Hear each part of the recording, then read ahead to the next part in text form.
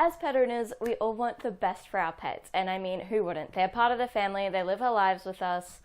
I personally want my rats to live long and healthy lives in the best ways they can possibly do with minimal suffering. But sometimes our pets just get sick, and there's not much we can do about it, and we need to go to the vet. And the problem is about vets is, unlike human doctors, they're not subsidized by the government, and very rarely is there insurance programs to look after your pet, so it can be very expensive. So this is why it's really important to know when exactly you should be taking your pet, rat or pet, to the vet. But this time I'm going to be covering pet rats and when you should be looking at taking them to the vet. I'm also going to cover a few of the most common diseases and problems that rats have, what to look out for, and what will probably happen when you take them to the vet, and how to look after them afterwards. So these things, if ever they happen to you, you should definitely be taking them to an emergency vet immediately.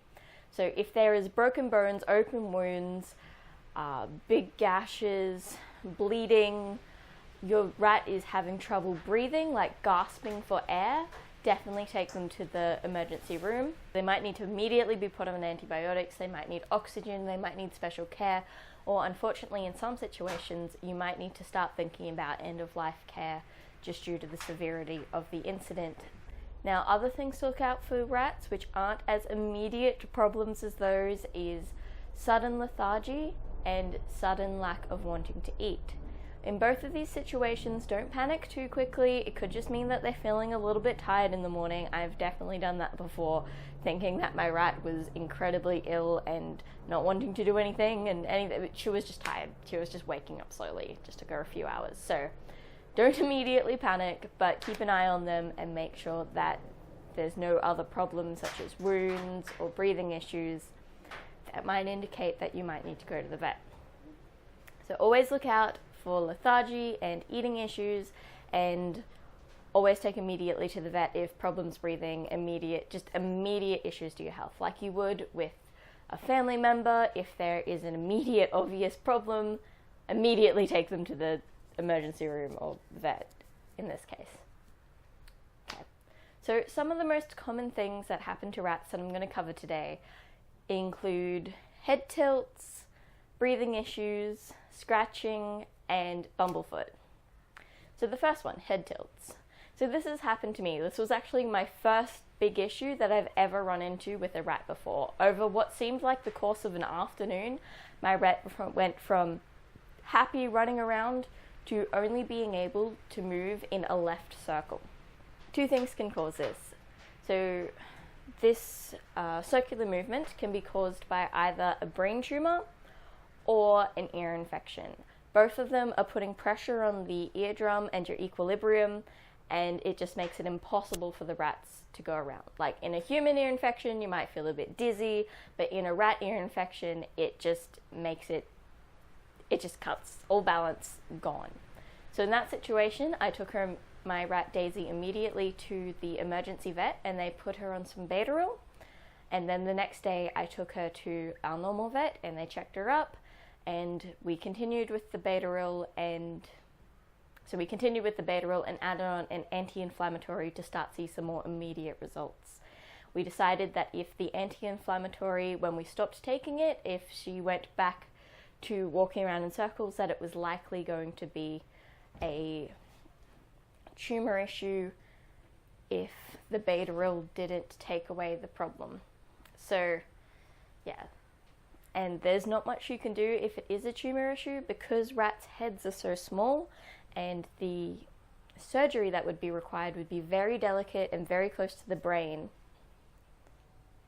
It is a very dangerous surgery, and you'd be hard pressed to find a vet that would actually wish to perform it. But there is hope, and Daisy recovered quickly and she was fine. But sometimes rats still end up with a bit of a head tilt, and they'll still continue to walk a little bit. Funny, but yeah, so that's the head tilt. So the second thing that I will cover is probably the most common, which is sneezing, wheezing, and trouble breathing.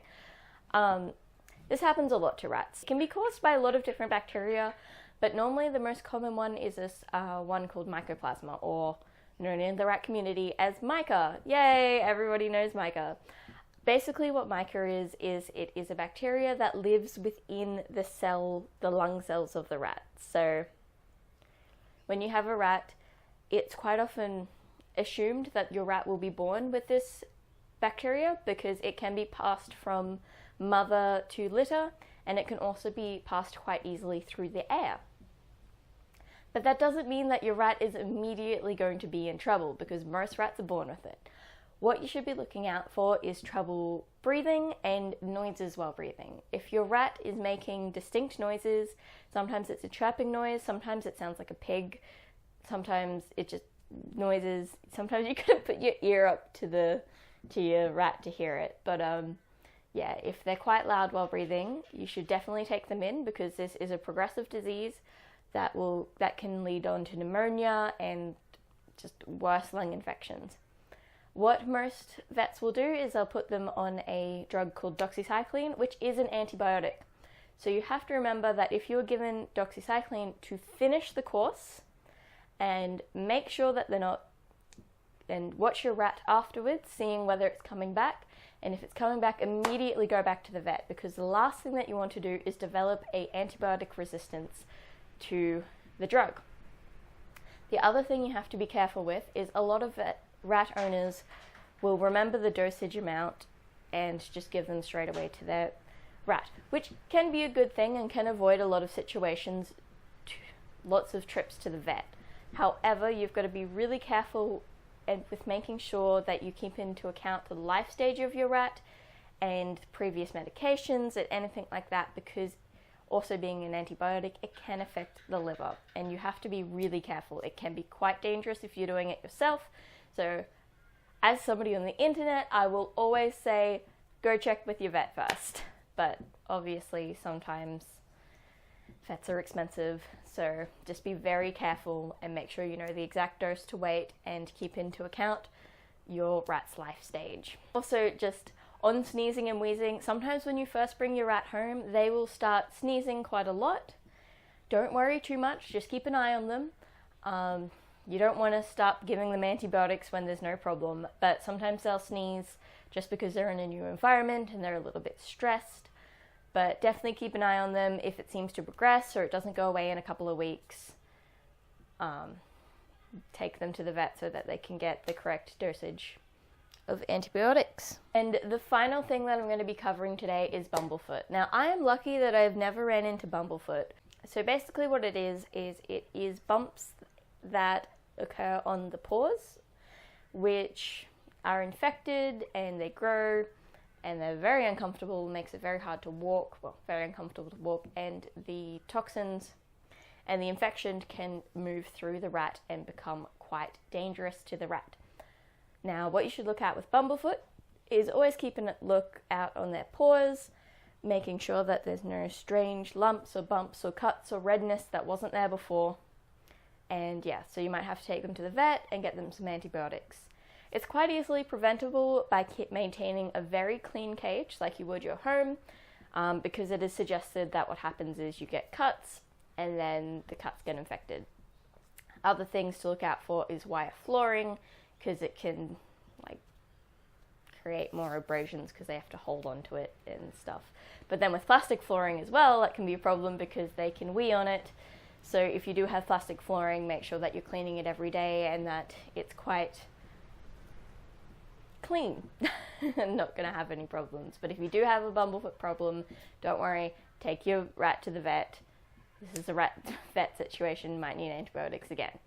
Basically, most things with rats will be treated with antibiotics just because they are so small. There's not very many other situations that we can do.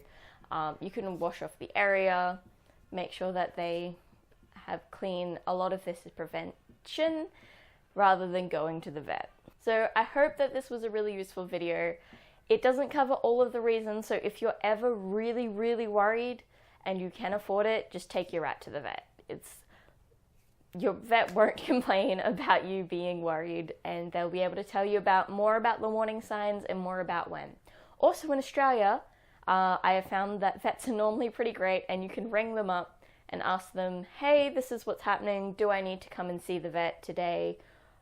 Or am I fine? And the vet nurse on the other end, who is often the person who answers the phone and, does vet nurse things, will give you an idea about whether or not you need to come into the vet or not. So yeah, I hope that was helpful. Don't forget to support this video by liking it and comment down below any questions or information. I'm there in the comments, and just to talk about rat stuff. Even, I don't know, I wish YouTube would show photos in the comments, because just show me photos of your rats. They're great. A big thank you to these people who have subscribed since my previous video. I really appreciate it. And also, since I haven't thanked you as well, anybody who's subscribed before my previous video as well, big thank you to you guys. I really appreciate it. So I'll see you guys later, and have a good day and enjoy your rats. Bye.